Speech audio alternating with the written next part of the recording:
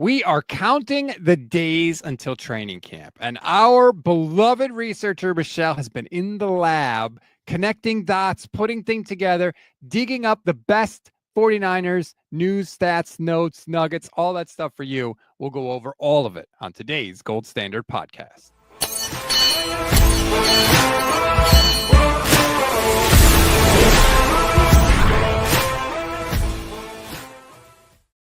What is good, everybody? Welcome to another Gold Standard podcast on the Gold Standard and the Fans First Sports Networks. I'm Rob Stats Guerrera. It is Friday. Michelle Magdziuk is here. What's up, Michelle? Hey. I'm excited to be here. I have a mimosa. I mean, what's new? I'm going on vacation tomorrow. It's a good time. Yes, you're kicking off the vacation with a mimosa. What do you do on vacation? Is that when you drink with hats on? It'll be less drinking because I'll be with family. So it's not going to be like a party time. It'll be a lot of family time, but it'll be fun.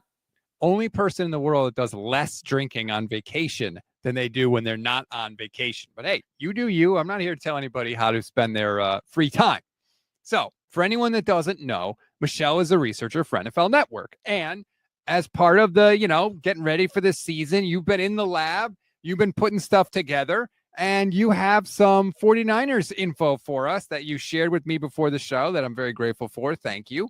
And we're going to go over it all to help get everybody ready for the 2025 season. So you have the information, you have the notes, everything you saw and put together and came up with here. What was the thing that sort of struck you the most as you went through all of this?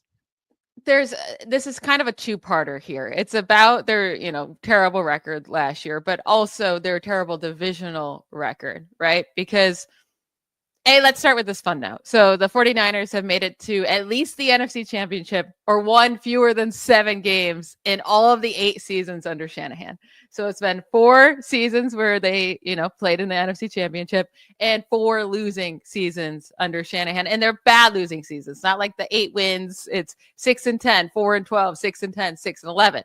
However, they have made it to at least the NFC Championship in each of the last 2 seasons following that miserable season, right, where they missed the playoffs. So after the 2020 terrible season, they lost in the NFC Championship to the Rams. After that terrible 2018 season, they lost in the Super Bowl to the Chiefs. So they do bounce back very, very well under Shanahan. It is crazy that there has been no middle ground. It's just either when they're good, they are very, very good. And when they are bad, they are horrid. And it's strange because I can't remember another coach like that. Usually, if you're capable of having the 4-12 or 4-13 now, whatever, 5-win season, you're not capable of having the NFC Championship Super Bowl run season. But with Shanahan, both are on the table. It's like, when we're predicting them to go 9-8 or 10-7, it just doesn't really seem like that's really likely to happen. No, they did go 10-7 that 2021 year when they lost the NFC Championship, but still, it does just seem like it's one of two ways. Maybe this will be the first season where Shanahan's more in the middle, but when looking at their record last year, it really came down to those divisional games, right? Yeah. That was the difference between being 6-10 or 10-6, because they had a 1-5 record in the division last year after having an 11-1 divisional record from 2022 to 2023. That was the best in the NFL during that span. But 4 of the 5 divisional losses came by 6 or fewer points last year. And 3 of those 5 losses came by 3 or fewer points. So that's where it's going to. That's really what the difference was last year. And it's interesting to see Brock Purdy's numbers in the division compared to, his prior numbers. Because last year he had a 90 passer rating versus divisional opponents and a 1-4 quarterback record after having a 7-0 quarterback record and 122.8 passer rating versus divisional opponents over his first 2 seasons. That's where it's like all together here. They have to be better against the division, against the Seahawks and the Cardinals and the Rams. And those divisional losses were just heartbreakers last year. The first game against the Rams, they go up 10. It's 24-14 with 12 minutes to go in the game. And then the Rams score 13 unanswered points and win by 3 points. It wasn't just that they lost the games. They gave all the games away. The first game against the Cardinals, now part of it was Jake Moody getting hurt, but they're about to go in and score at the end of the fourth quarter and make it a 2-score game. And Jordan Mason fumbles at the 10-yard line going into the end zone. And Arizona drives down and gets the go-ahead score for the victory. All of these division games, except for the last one against Arizona where they just kicked the hell out of the Niners, but Brock Purdy didn't even start that game. But all the rest of them were there for the taking. The rain game against the Rams was there for the taking. That was the infuriating part of all of those losses. They easily could have been wins. So easily. And right there, then you're talking about a team that is a 10-win team, maybe sneaks into the playoffs and maybe makes some noise, right? I mean, a lot of things happen when you're losing games. Players kind of give up, the mentality goes down, just the atmosphere and culture in general just isn't vibing. Now, if they're winning games, who knows what could have happened last year. Now, the injuries would have still been there, and it probably would have been too much to overcome. But that's really the difference right there. And they're going to have to, if they can even be 3-3, let's say 4-2 in the division next year, they don't have to win all of them. And then with their easy schedule on top of that, they can be a 12+ win team. Yeah, it's like, and especially with Shanahan, like that's generally, if they're going to be good, they're going to be really good. And, we can throw up the schedule on the screen right now. They have 2 division games in their first 3 weeks. So we're going to get a pretty quick answer to how they're going to look against the NFC West.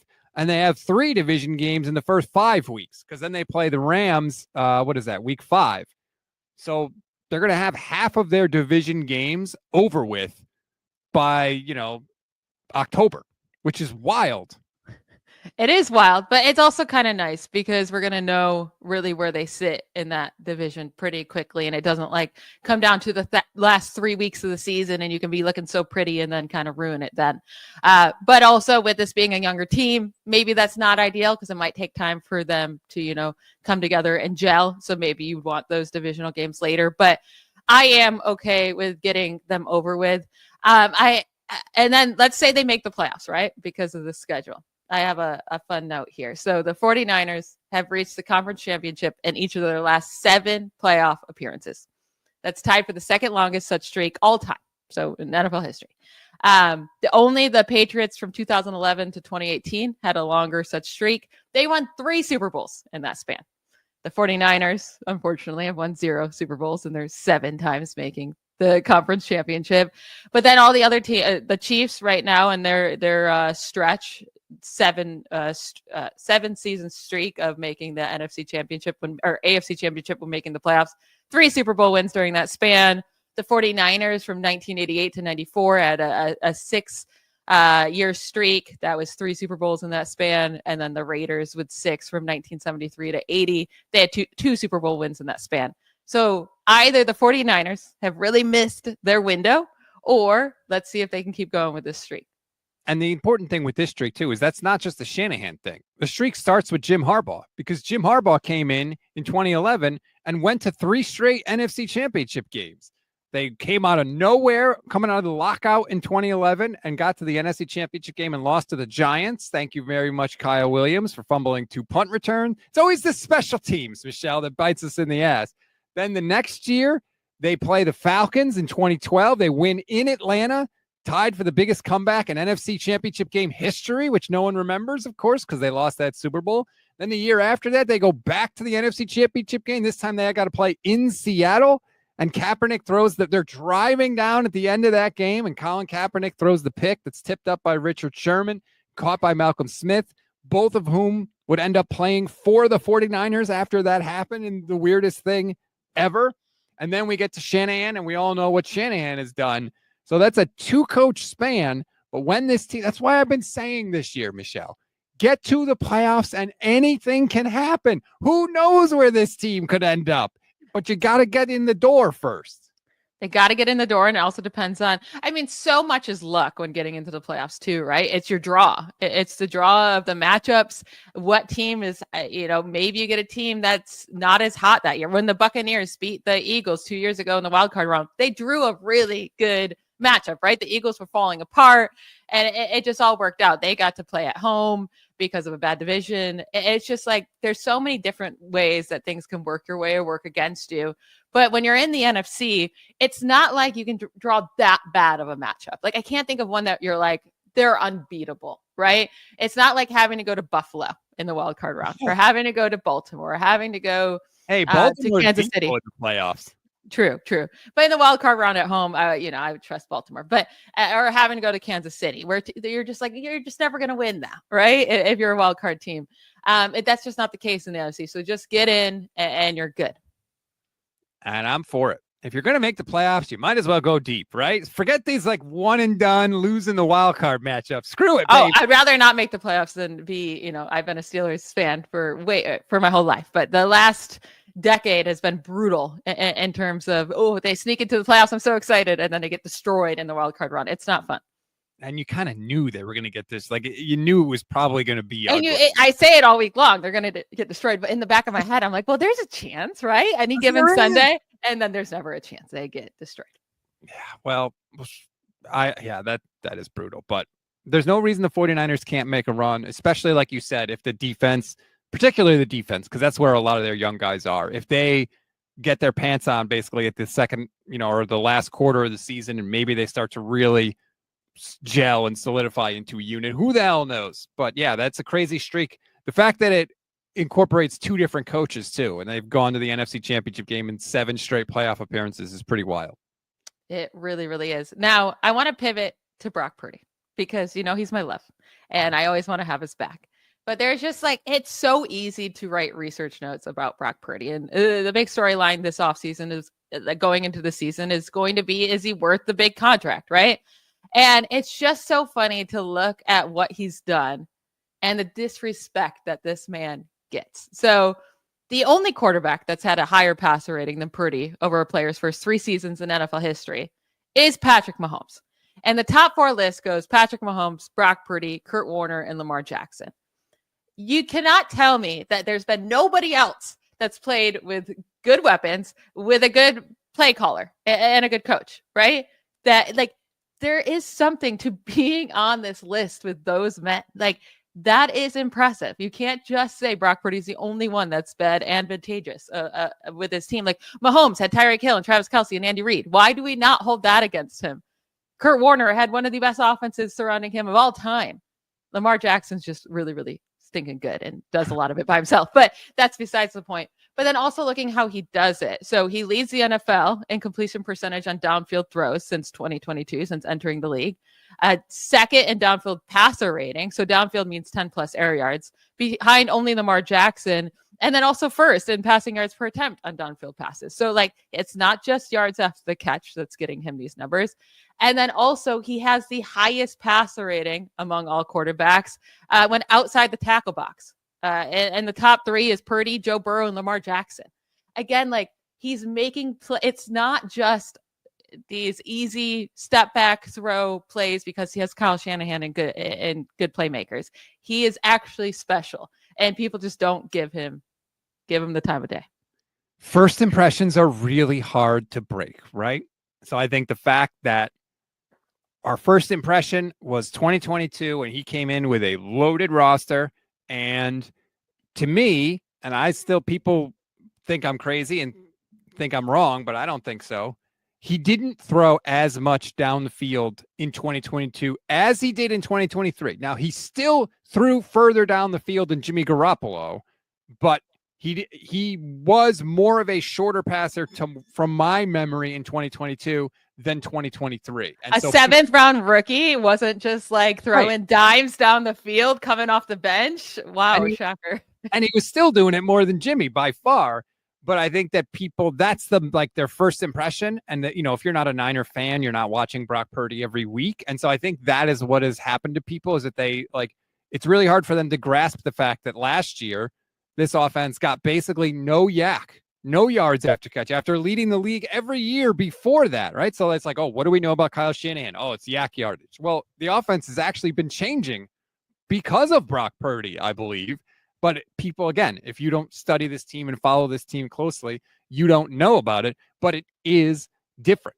And the other thing with Brock that hurts is the fact that Jimmy Garoppolo put up very good numbers and then looked like absolute garbage when he left Kyle Shanahan. So those two things are working against Brock Purdy. But anybody that has watched Jimmy and Brock play knows they play the game completely differently. But you got to watch.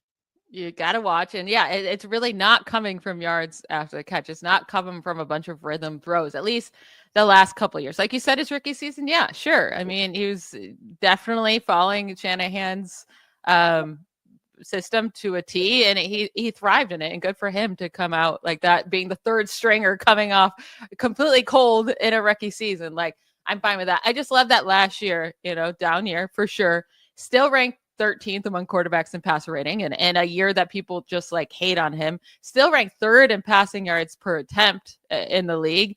And then, yeah, his passing touchdowns were down at 20, but those are going to go up and down all the time. He only also, did he miss 2 games? Yeah, he missed 2 games in 2024. Missed 2 games. He led the team in rushing touchdowns, so you got to add those. And then also like all of the injuries, but we don't talk about Patrick Mahomes throwing 25 touchdowns the last couple of years. Like, it's not like he's like killing it in the touchdown. It's just like it only matters for Brock Purdy if there's a specific number that's low. It only matters because they want to confirm their priors, which is Brock Purdy was the last pick in the draft and can't possibly be good.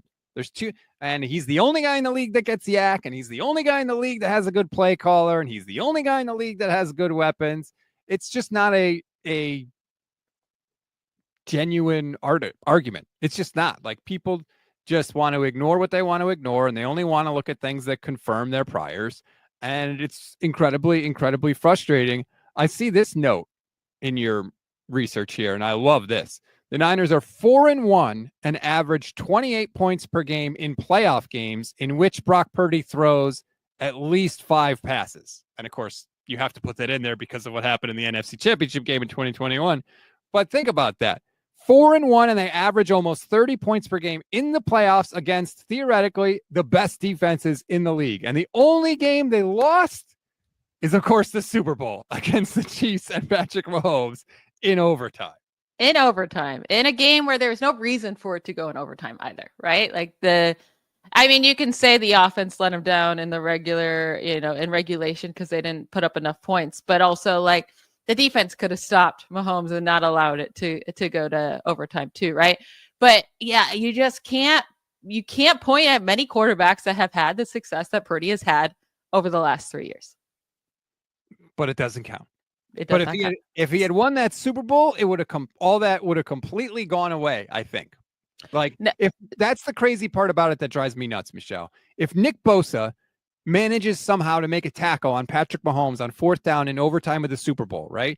On the final possession that the Chiefs had, meaning if you change nothing about the way Brock Purdy played in that game, and Nick Bosa makes the tackle and the Niners win the championship, all this criticism of Purdy completely disappears, even though we're changing nothing about how he has played. That's why the whole thing is bizarre. That whole argument is bizarre to me.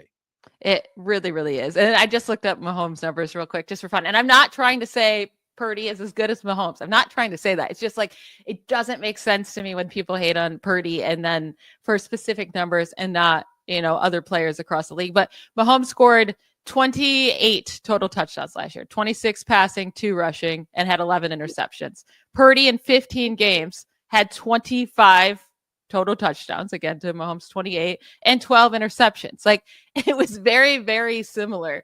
So it's just goofy to me. And if you look at Mahomes' numbers, he leads all quarterbacks in yards after catch over the last 2 years. So if you want to not give credit to quarterbacks for yards after the catch, even though I do think they deserve it, because that means you're reading the field right, you're putting the ball in the right placement for them to get yards after the catch, and you're following the right offense system. Like, I'm fine with yards after the catch. But if you're going to ding any quarterbacks for it, and then the best quarterback maybe of all time is leading the league in it, it's like, okay, that's silly. And has been for a while. Because why, Michelle? Think of what Patrick Mahomes was when he came in, right? When he first became the starter, he was launching it down the field because no one realized how incredible of an arm he had. And he was letting it rip to younger Travis Kelce and prime Tyreek Hill. And he had Andy Reid calling the plays, and he ripped the hell out of everybody. And so that's the image that people have in their heads of Patrick Mahomes when because defenses have evolved and adapted, he's had to change the way that he's played. To his credit, like, I'm not trying to ding Mahomes. I'm just trying to explain the difference in perception. If you're watching the stream right now, Ian Harditz tweeted out like 2.5 minutes of off script, off schedule plays that Brock Purdy has made in his career. And I quote tweeted it and said, these are the plays that a lot of people in the national media don't think he makes. A lot of people are like, well, what does he do outside of the system, outside of the pocket? All of this leads the NFL in passer rating, right outside of the pocket. So, and in passing yards per attempt and in completion percentage. And people say, well, those are bootlegs, Kyle. That's design plays from Kyle Shanahan running bootlegs. Like, not all of them. Not all of them. You can watch this. Some of these I forgot too. Some of them it's freaking crazy. Some of the plays and throws that he has made. How he's on the move, avoiding rushers. It's good, man. It's just good. He's a really good quarterback. Is he top 5 in the league? Probably not in terms of his overall skill set.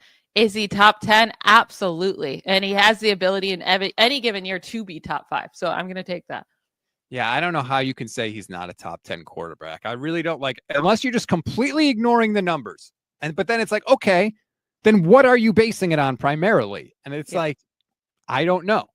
I do think he's top 10. I loved all the nuggets you had in here. 264 yards per game in the playoffs, 7.9 yards per attempt, 6-to-1 touchdown to interception ratio in the playoffs against the best defenses with the highest stakes. It's like checking all the boxes, man. It really is. Now, do we want to move on to another player that's absolutely incredible? Of course. George Kittle. Let's just talk about, everyone knows how good he is, but do we want to just talk about how good he is?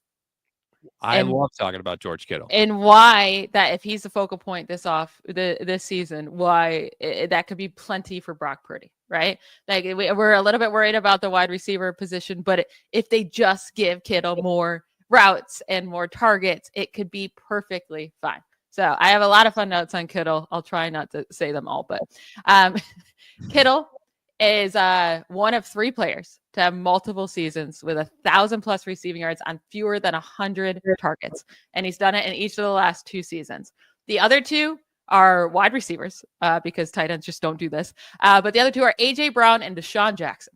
And then George Kittle. Like huge playmaking wide receivers, like A.J. Brown just being massive speed guy that just could just destroy defenses. And Deshaun Jackson being one of the fastest, greatest deep threats of all time in NFL history. And then George Kittle. One of those is not like the others. It's George Kittle. He's a friggin' tight end. Kittle leads the NFL in yards per target since 2023, minimum 100 targets at 11.6. He's the only tight end to average over 10 yards per target since 2023, a minimum 40 targets. But again, he's at 11.6, so destroying that number. But Brandon Ayuk actually ranked 2nd in the NFL at 11.3 yards per target. So it goes George Kittle, Brandon Ayuk, Nico Collins, and Justin Jefferson. Pretty good list.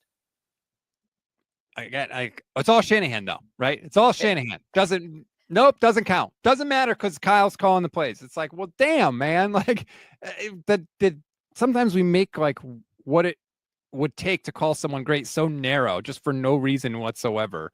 It infuriates me. I saw Mina Kimes had a great note on George Kittle. He was 1st league-wide in yards per target last year. Do you know the next closest tight end on the list? I do because it's here somewhere, but you can say it. Brock Bowers, 31st in the league in yards per target. So George Kittle, number 1 out of anybody in yards per target. And the next closest tight end in yards per target is Brock Bowers at 31st. That's how good George Kittle is. And I have been telling you for years that blocking is the second best thing he does. Kyle, believe us. I have more on his yards per target. So Kittle's the only tight end to average 11+ yards per target in a season with 75 targets since at least 1992. That's as far back as my data goes for targets. I think that's when they started tracking targets in the NFL. But he did it in each of the last 2 seasons. So again, he's the only one to do it. And he's did it in each of the last 2 seasons. So when you look at the top 6 list of most yards per target by a tight end in a single season, with at least the 75 targets in that season, it goes George Kittle's 2024 season at 11.8, George Kittle's 2023 season, 11.3. Then you have 2 Rob Gronkowski seasons at 10.7 and 10.3. You have an Antonio Gates season in 2009 at 10.2. And then you have George Kittle again in 2018 at 10.1. So he's the top 2 best seasons among tight ends. And then he also makes the list again in the top 6. This man is insane. 50% of the list is George Kittle. And then the other 2, I mean, one's already a Hall of Famer in Antonio Gates. And we all know Rob Gronkowski will be a first ballot Hall of Famer for sure. He's unbelievable. And the fact that he was targeted so little in each of the 2 Super Bowls that they have made will always infuriate me to no end, because he's that damn good. And it just feels like sometimes Kyle takes him out of the game plan voluntarily, and it because he's so good as a blocker. Now it sounds like this year they're trying to prioritize him, right? They keep telling us that they signed Luke Farrell because they want to have him into block so that 85 can go out on pass plays. Okay, I don't know why you think you always have to do it that way, 49ers, but I don't care if it means passing the ball to George Kittle a lot more, because it's clear it works. It does work. Now, would you like to move on to Christian McCaffrey or the defense? Let's look at Christian McCaffrey a little bit. We're rolling with the offense here. All right. So I feel like a lot of people were a bit disappointed of what we got out of Christian McCaffrey. And I think that comes down to fantasy, right? A lot of people play fantasy football. They were excited for Christian McCaffrey to come back finally. And he didn't score any touchdowns, which was a big disappointment. And then his numbers just didn't look as good as they have previously in his career. But I did think it was interesting that he had over 100 scrimmage yards, and he only played 2 full games with Purdy last year. That's it. And he had over 100 scrimmage yards in both of those. He had 107 yards in week 10 at Tampa Bay and 106 yards in week 11. I wrote at San Fran. I have to fix that. I don't know who it was. Was it Kansas City? I don't know. I don't remember.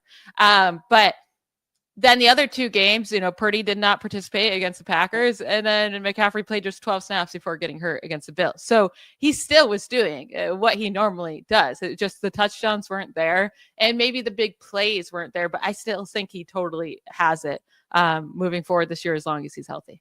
I think Seattle was the other game because he had 79 rushing yards and 27 receiving yards. So that'll do it. That's like I didn't think of it that way. So like even in Christian McCaffrey's worst year where he was severely limited physically, when he had Brock Purdy, he was doing Christian McCaffrey. Now he wasn't getting into the end zone, which is, that's a big part of his game too, obviously. But in terms of the yardage and moving the chains, he was doing it. That's encouraging.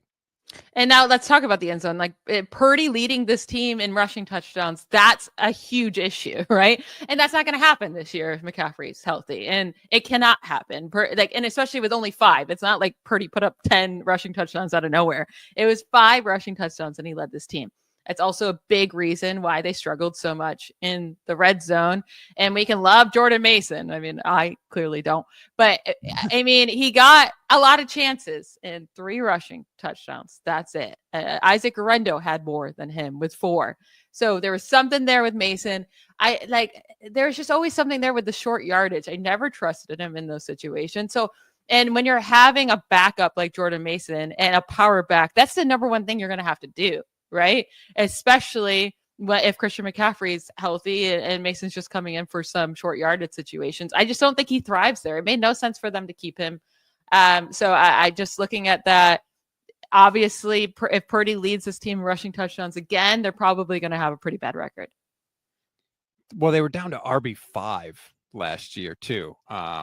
So that was just like, it was just the hits kept coming. With injuries at running back. It was devastating. Not only was it McCaffrey, then it was Mason, then it was Guerrero, then we're down to friggin' almost Israel Abanikanda at one point, was where we were at the Niners running back depth chart. They got to find a way to keep these guys healthy. Oh, and Elijah Mitchell got hurt too. I didn't even count him because he didn't play at all for the 49ers. So that's another running back that went down. They got to find a way to get some consistency out of that position because I think it does affect the team, particularly in the red zone, like you mentioned. Hopefully it's all McCaffrey this year, but we just can't be down to RB5 this year. The 49ers have a 23-5 record in the regular season with McCaffrey as their starter. Now, it was 1-3 in 2024. But again, 2 of those 4 games, he didn't play with Purdy. So one of those losses was with Purdy not playing. And then the other one was when he played 12 snaps. So really it was 1-1. right? So yeah, the record with him is insane. He's pretty good. Just He's saying. pretty good. And God, everything we've heard is that he's healthy this year. So please let it be, because if it is, he has proven he is a difference maker for this team and for this offense. And all we can do is hope, which I hate, because I don't like uncertainty, and I don't think her hope is a strategy, but it's really all we can do. And I watching the NBA Finals, and when Tyrese Halliburton went down, and the second he goes down, you know exactly what the injury is. I did think to myself, it is a miracle that Christian McCaffrey did not suffer that kind of injury playing with bilateral Achilles tendonitis. Now, that's a different injury than Tyrese Halliburton had. Halliburton had a calf thing. I don't know. But all I know is McCaffrey's Achilles were not 100% in both legs, and somehow he managed to escape, and then he got the whole offseason to not have to play football, an extra long offseason. So it sucked last year, but it may help him this year. Listen, I think maybe him landing on his knee and dealing with a small knee injury may have actually saved him in the long run, right? Like, they weren't going to make the play. They weren't going to win that Bills game either. Like, the Bills are just too good. They were not good enough team at this point. So it's not like it would have changed your season around. I don't think they would have made the playoffs if Christian McCaffrey stayed healthy. I think that forcing him to sit down and relax and not being allowed to do anything else may have actually saved his career in the long run. It's easier for us to say that now because we're on the other side of it. Yeah. But, then it sucked, right? But yeah.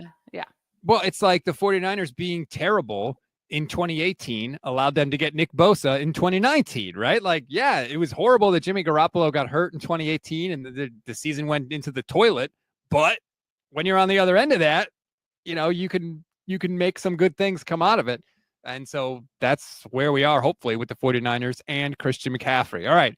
I'm seeing you got some Robert Saleh notes. Everyone's all excited about Saleh. George Kittle just said the violence is coming when talking about Saleh's return. Should we be buying into what George Kittle is selling us?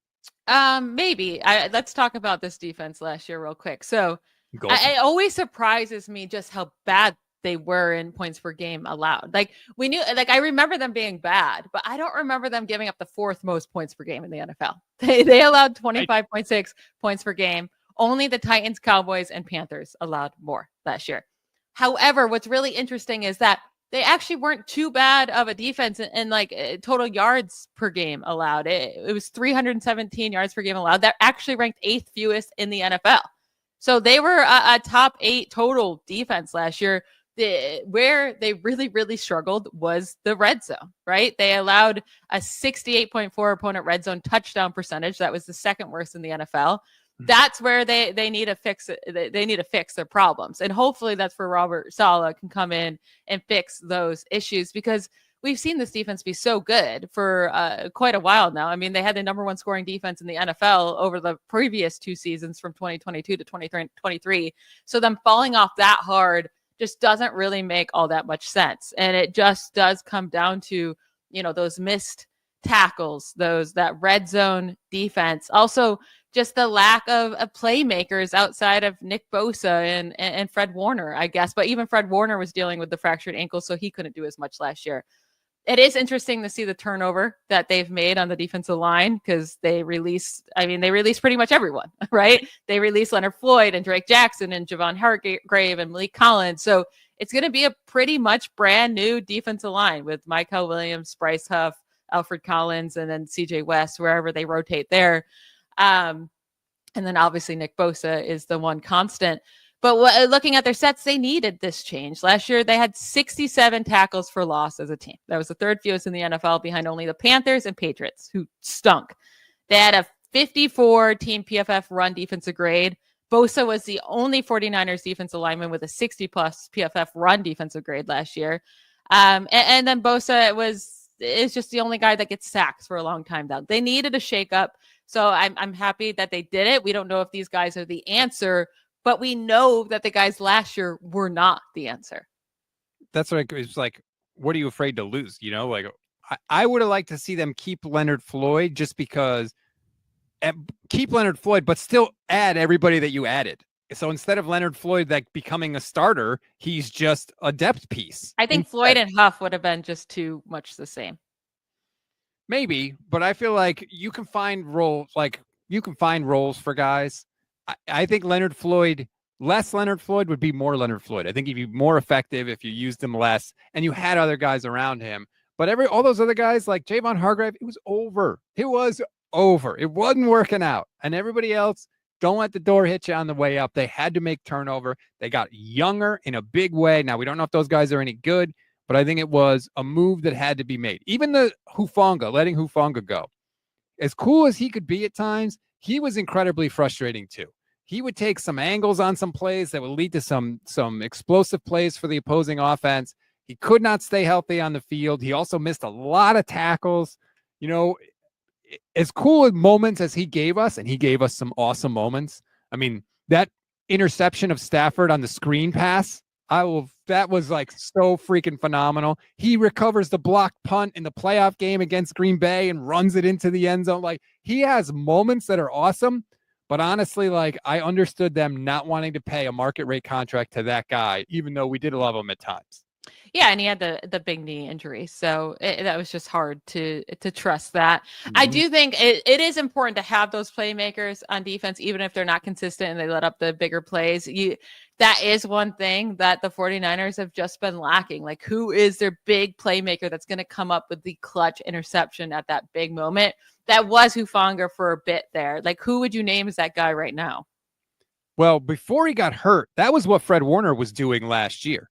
He was insane last year. He had a 95 PFF grade in the 3+ games before he fractured the ankle last year. He had multiple interceptions, including a pick 6 that he had against the Patriots. I think he had 3 forced fumbles in 3 games. Like, he was that guy. Now, it would have been an all-time season if he somehow had managed to maintain that for all 17 games. But that's what he was to start the year before he got hurt. After he got hurt, they didn't have that guy.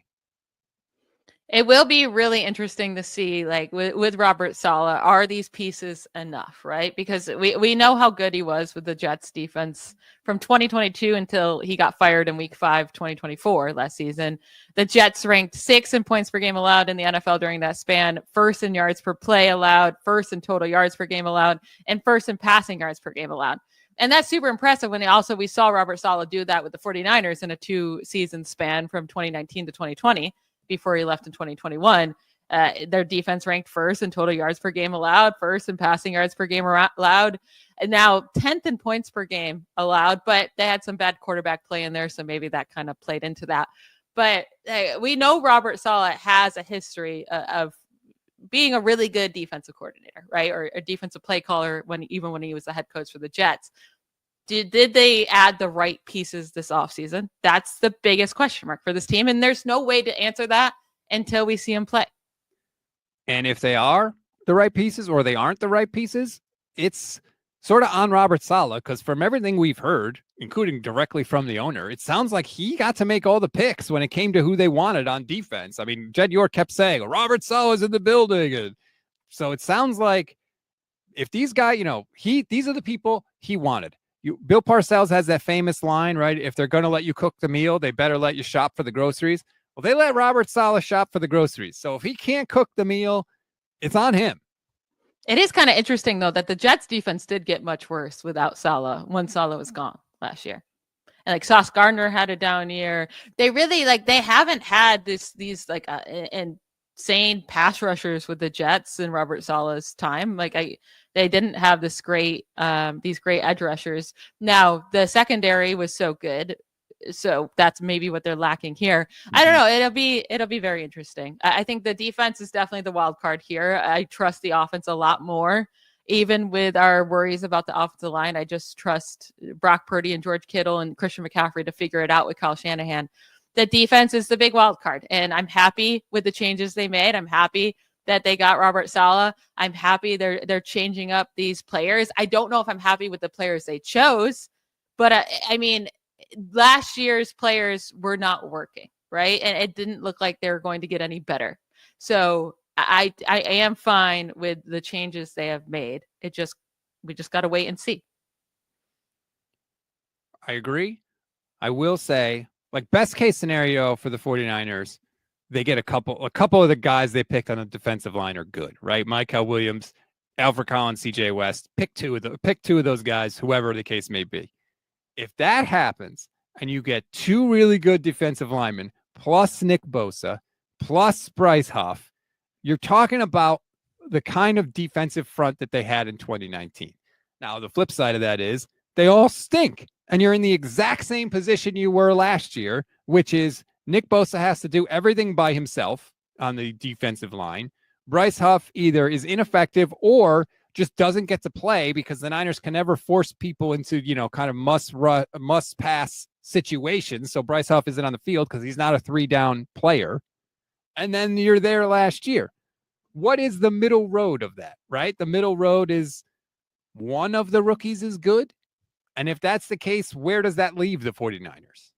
I also think Nick Martin, the linebacker they drafted in the 3rd round, could be a massive wild card. If he is one of the guys that hits, that could be absolutely huge because that's such a big hole right now where we don't know who's going to be lined up with Fred Warner. There's just really, that's a massive question mark. So if you can hit on Micah Williams and Nick Martin, I actually think that might be good enough. Now the defensive tackles could be brutal. So, I guess you kind of need one of them too. I'm trying to talk myself into this. I've been hating on, you all trying to talk yourself into this roster.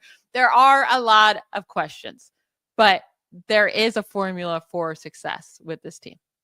And the success of Nick Martin and the defensive line are completely related because if Nick Martin is good and you're like, oh my God, Nick Martin looks fantastic, that means the defensive line is doing what it's supposed to do, which is to clog up the lanes and create opportunities for Nick Martin to use his ridiculous speed to just crash. I really like Nick Martin, and I know he's been hated on the most. I'm actually really excited to see what he can do.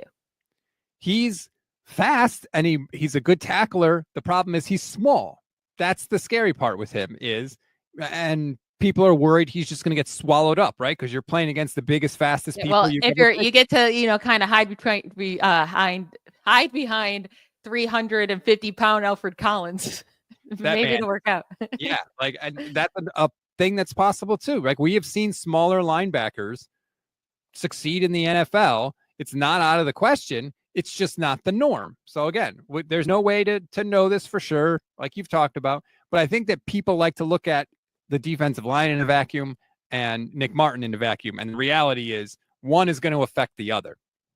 Now they have plenty of cap space to go trade for Jalen Ramsey, and they have plenty of cap space to go sign Julian Blackmon. I'm telling you right now, those two additions would just make me feel so much better. Because we already feel good about the corners overall, right? You add Jalen Ramsey and it's just an amazing group. And the safeties are the biggest worry. And you add Julian Blackmon, I feel much better. And then, the defensive tackles are still a worry slightly, but you just need one of them to step up. And the linebackers are slightly still a worry. But again, if they can just find one of these younger guys to step up next to Fred Warner, and I actually don't think it's that big of an issue if that's their one weak spot too, right? If they're able to figure out the other positions. Please. You can't have an amazing unit on every level. Like that, you can't happen. So it's okay if not all of them work out. It's just some of these guys need to work out big time, and they need them to step up quickly. And they'll have every opportunity to do it. And they've got the perfect schedule to sort of ease their way in, right? Like they may be better in 2026 than they are in 2025, but they may put up better numbers in 2025 because they're playing a bunch of crap teams and a bunch of crap quarterbacks. And that's exactly the formula that I like for a young defense. Too. How many times have I said it? I don't care if they play the easiest schedule. I don't care if everybody else gets food poisoning and the team has to forfeit. If it means my team wins and we get a championship, I'm here for it. Just like me and the Thunder. Of course I'm upset that Tyrese Halliburton got hurt. Do I put an asterisk next to the title because that happened? Hell no. And it doesn't diminish it for me at all. My team has the trophy, and that's what we're all trying to get at the end of the day. So I don't care. And no one remembers down the road. Exactly. They just remember who won the championship. Tom Haberstroh did a column about, the Thunder championship needs to have an asterisk, and here's why. And then he said, here's a list of every other champion that deserves an asterisk, and it's every champion there's ever been. And he comes up with one reason. It's like, this guy was hurt, that guy was hurt. It was a great article because it was like the point was like, what are we doing here? But then I'm sure people went into it ready to fight, and then they saw it and they're like, oh. Well, you have a whole bunch of comments underneath the tweet of people that clearly didn't read the article because they're like, bleep you, man. The Thunder are great. And it's a whole. That's brilliant. That's brilliant content creator right there. Tom Haberstroh. All right. That's going to do it for this edition of the show. Thank you, everybody, for watching. Please like this video, subscribe to the channel, follow the Gold Standard Podcast Network wherever you get your audio podcasts. I promise you, you will like what you see and hear. Michelle, it's Friday. What do you got going on this weekend? So I will be in Syracuse. I'm going to an amusement park, my favorite growing up. It's called Darien Lake. And then I have an 80th birthday party for my grandpa. I get to see my niece and my nephew and my sister and my brother-in-law. I'm very, very excited. Oh, and my parents, of course. Don't want to leave them. And mom and dad. Well, I'm not doing anything, as you might imagine. But I'll be here in case anything happens with the 49ers. So how about that? I'll be monitoring things. That's what I'll be doing. But enjoy your weekend, everybody. Bye, y'all.